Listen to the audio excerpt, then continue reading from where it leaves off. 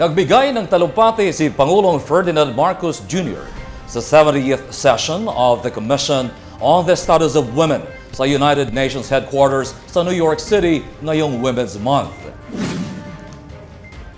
Sa kanyang talumpati, binigyan din ng Pangulo ang kahalagahan ng pantay na pagtrato sa mas maraming oportunidad para sa mga kababaihan.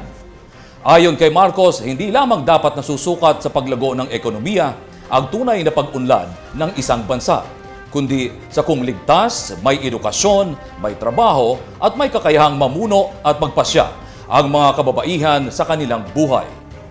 Dagdag pa ng Pangulo, handa ang Pilipinas na makipagtulungan sa iba't ibang bansa upang isulong at maprotektahan ang karapatan at kapakanan ng kababaihan.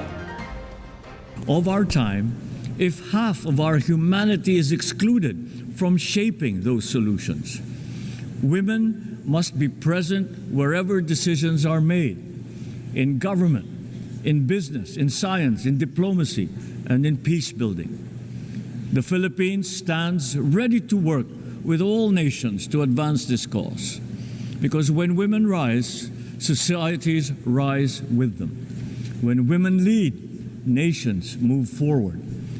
And when every girl, no matter where she is born, can stand with confidence and say that her future is truly her own.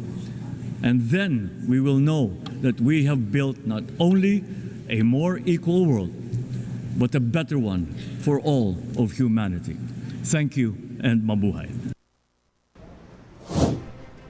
Kasama ng Pangulo sa kanyang 2 araw na working visit sa New York, sina First Lady Liza Araneta Marcos at ilang opisyal ng pamahalaan.